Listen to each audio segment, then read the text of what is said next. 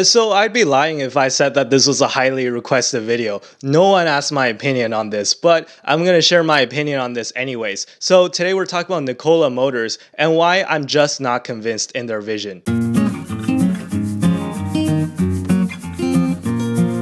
So I know what you're going to say. You're going to say, Andy, your opinion is biased because you're a Tesla shareholder. You're probably going to call me a Tesla shill right now. And if that's what you really think, there's nothing really I can say about it. But if you're willing to listen, just hear me out. So I actually want more electric vehicle companies to succeed. I hate how right now that the only thing you can get is Tesla, right? If you want an electric vehicle, you have to get a Tesla. And there's not really any good alternatives. I mean, there's the Chevy Bolt and there's the GM Ford variants, but I mean, those aren't real competitions. So I actually do want more electric vehicle companies to succeed, but I just don't think Nikola is it. And the reason why is because they're relying so heavily on hydrogen, and I just don't think that hydrogen is a good alternative to battery technology, which is what Tesla is really pushing.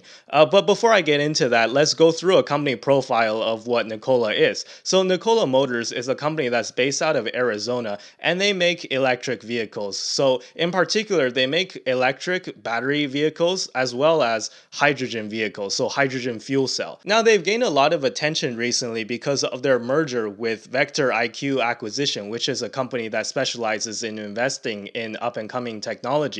And they did their IPO this way, I think, because it's a lot faster to get to market. So if you guys don't know what a merger IPO is or how it's different than a regular IPO, basically it's when a company merges with another company that's already publicly listed, and then they just become one, right? And then they become publicly traded right away, as opposed to going the traditional route, which is you find an investment bank and you go through the listing process and you file all your papers. This way that mergers are a lot faster and you can get trading already. So if you buy into VectoIQ Acquisition stock, which is ticker symbol VTIQ, then you can buy into Nikola Motors. Now, when they finish the acquisition and when they finish the merger, they'll transition the ticker to NKLA, which is their desired ticker, and it'll trade as NKLA from then on. But for now, it's still VTIQ. From this stock chart, you can see that there's a lot of excitement surrounding this stock, and the stock price has absolutely skyrocketed over the past few days. And the reason why I'm making this video, obviously, is because all the cool kids on YouTube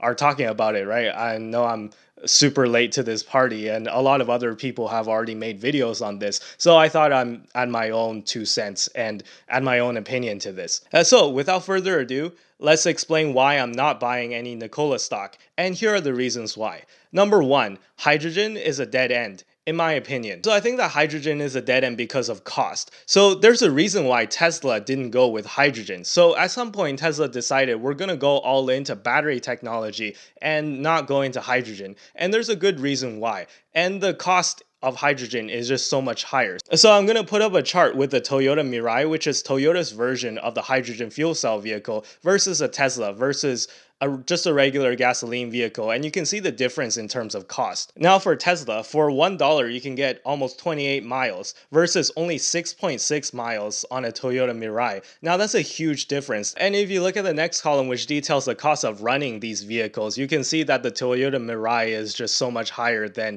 a gasoline vehicle and the Tesla, right? So it's almost double the price of just a regular gasoline vehicle versus the Tesla is less than half. Now you got to put yourself in the shoes of a regular consumer, right? So let's say you go to the dealership and you have the choice between an electric vehicle, a gasoline vehicle, and a hydrogen fuel cell electric vehicle. And if you look at all the options and you think, I have to pay more for an electric vehicle over the gasoline vehicle, and if I go with the hydrogen, it's also going to cost almost twice as much to run that vehicle versus if I get just the gasoline vehicle or the battery technology vehicle. So yeah, with a hydrogen vehicle, you have to pay more for the vehicle itself, and you also pay a lot more for fuel. Now, if you look at what Tesla is doing with their vehicles, they're actually bringing down the cost of battery dramatically. So reports are coming out saying that Tesla might reach price parity with gasoline vehicles soon. So in the future, they'll dramatically lower the price of their vehicles that they offer just because the price of the battery has come down, so the cost has come down as well. So eventually they'll be able to sell a battery technology vehicle for the same price as a gasoline vehicle. Now with hydrogen, who knows? Like, I just don't know, right? So that's the big question. Will they be able to bring down the cost of a hydrogen vehicle to where it's actually attractive, where not just the tech people or the environmentally friendly people, but just like, your average soccer mom would be able to be convinced to buy a hydrogen vehicle versus, let's say, a gasoline vehicle or a battery EV? Because right now I'm just looking at the data and go, why would I pay almost twice as much to run a hydrogen vehicle? And the second biggest problem I see with hydrogen is infrastructure. So if you just look at this chart of how many electric vehicle charging stations there are versus hydrogen refueling stations, you can see that there are over 30,000 electric charging stations across North America versus only 45 hydrogen refueling stations. Now, I live in southern Ontario, as some of you know, and the nearest hydrogen refueling station is in Quebec City. Or there's another one in Connecticut too, as you can see on the map. But the fact that I can't even tell which is closer, should I go to Quebec or should I go to Connecticut if I wanted to refuel my hydrogen vehicle, that just goes to show that, at least in Ontario, if you live anywhere in Ontario, or if you live anywhere not in those like specific places outside of California or outside of British Columbia, you're probably not in a place where you can refuel your hydrogen vehicle if you had one. So the infrastructure is just not there. So you can't even get a hydrogen vehicle even if you wanted to, even if you had the money, even if you're willing to pay extra for the car itself and for the fuel that it would take. It's just not viable. So quick little story. I went to a Catholic high school, and in high school I had a physics teacher who told us this story of how he interviewed for this job and how he got to being a physics teacher in a Catholic high school. So he had this interview where the interviewer asked him, the interviewer was like a superintendent of the Catholic school board or something, and the interviewer asked him, how can you bring our Catholic faith into the subject that you teach, which is physics? And he just looks at the superintendent in the eye and he just goes, well, you can't. So that's like a similar situation in my mind if I think, how am I going to refuel a hydrogen vehicle if I don't live in specific places? So if you go to the dealership and you say, I want a hydrogen vehicle, and the dealer goes, hey, look at this Toyota Mirai over here. And then you go, okay, that's great and all, but how am I going to refuel it? And the dealer will look at you in the eye and go, well, you can't. And last of all, hydrogen suffers from the same logistic problems as gasoline. So you got to put it in a tank, put it on a truck, and ship it to the hydrogen refueling station. Or I guess maybe you can build pipelines, but I guess there's a reason why they don't build pipelines to every single gas station, right? Just because pipelines cost too much. Now, if you look at electric charging stations, wires cost a lot less than pipelines, so you can have it hooked directly up to the grid. Or better yet, you can have solar panels in or around the charging station, and you can have the solar panels power the charging station. So in the future, eventually, maybe in one day, that charging stations will be completely self-sufficient, right? You wouldn't even need to send a truck over there or send electricity or even have it hooked up to the grid. You can be completely self-sufficient and off the grid. Now, maybe that's not the reality right now, but that's certainly a direction I can see ourselves moving towards. And that certainly could be a reality in the future. Now, of course, you still have to maybe send out a service technician from time to time just to maintain the service station and charging station. But I think that all in all, it just takes a lot less maintenance to maintain a charging station versus having to refuel and deliver shipments to like a gasoline station or a hydrogen station. So logistics wise, hydrogen suffers from pretty much the exact same problems as gasoline, and it just lags far behind electric vehicle charging stations. And reason number 3 of why I don't believe in Nikola is because making electric vehicles is super hard. Now, the CEO of Nikola is an individual by the name of Trevor Milton. And I'm not saying that, don't get me wrong, I'm not saying that he's a bad CEO or anything. I'm saying that I don't know anything about him, right? So from researching him, I don't think that he's ever been the CEO of another company before Nikola.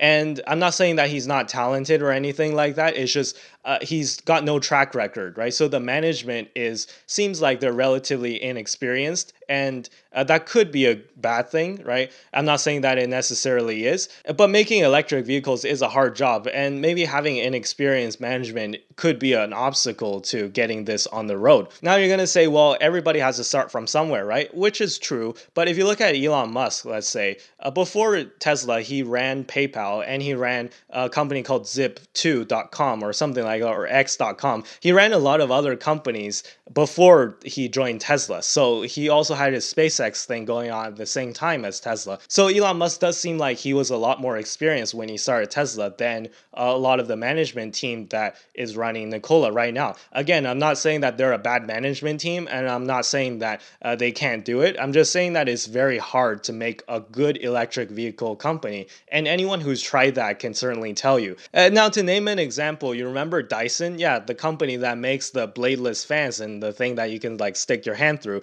Yeah, so they're the company that makes like super high-end electric appliances, and they tried making their own electric vehicles, but they eventually ended up scrapping the vehicle because the founder himself, Dyson, just said that it wasn't commercially viable. So it's really hard to make a proper electric vehicle. And Dyson tried and Dyson failed, and they're not a small company by any means, right? So I think that it's very hard to make a good electric vehicle company, and I'm just not sure if Nikola can do it. Now, if you go on Nikola's website, you can see that they make some big promises, but if you look at what they're offering, all their vehicles are concepts right now, so you can't actually go out and buy any of their vehicles. So their vehicles are sort of just, in my opinion, pie in the sky ideas right now, and that's great. It's great to dream big, and it's great to try to revolutionize the industry, but they're making it sound a lot easier than it actually is, in my opinion. And in order to accomplish their dreams, they have to spend a lot more capital and raise a lot more capital. So they have to build out this network of hydrogen refueling stations, and they have to build out service as well. So don't forget the service stations. So right now, Tesla has a lot of service stations all across North America, right? So they built out that infrastructure already. Now Nikola has to do the same thing as Tesla and build out their service network and their service industry. And all in all, I just don't see the appeal of going so hard on hydrogen, right? It's like the same reason why we don't all switch to speaking Esperanto, or we don't switch our QWERTY keyboards to Dvorak.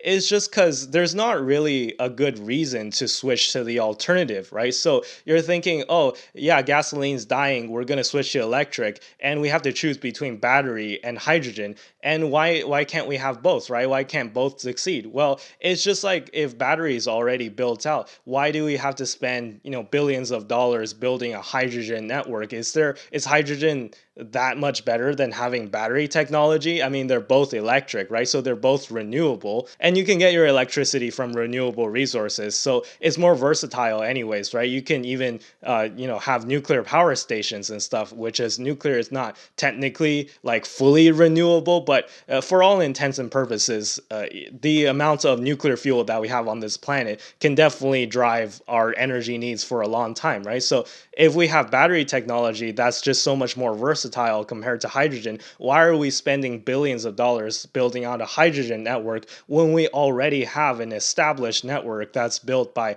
Tesla or whoever comes and spends big on the battery technology side? So I just don't see the appeal of switching to hydrogen, and I just don't see the appeal on why anyone would spend big money investing in hydrogen at this point. So all in all, don't get mad at me. That's just my opinion. And that's for those reasons that I've just listed. I won't be buying any Nikola stock, but this is definitely a stock that I would watch. And this is definitely not a stock that you want to short, because there's a lot of hype around this company, and the stock could skyrocket a lot the way that it has done in the past few days, right? So this is definitely not a company that you want to short, but this is definitely not a company that I'm interested in right now, at least. Now, if they actually come out with their vehicles and actually start capturing a lot of the market, then I'll definitely be inclined to change my mind. But right now, it just seems like they're a pie-in-the-sky concept company, and I'm just not comfortable with putting any money into this company right now, and I just don't believe in them, quite frankly. Now, I don't know how well this video might age. If you're watching this in the future, this video might not have aged well, but, I don't care. This is just my opinion. And yeah, please don't get offended. And if you're a Nikola executive, or if you're a hydrogen vehicle owner or anything like that, smash that dislike button. Anyways, I'll leave this video here. Be sure to hit the like button if you enjoyed the video, and be sure to subscribe if you enjoyed the series. Be sure to follow me on Twitter and Instagram, links down below in the description as always. And with that being said, I'll see you guys in the next video. Bye-bye.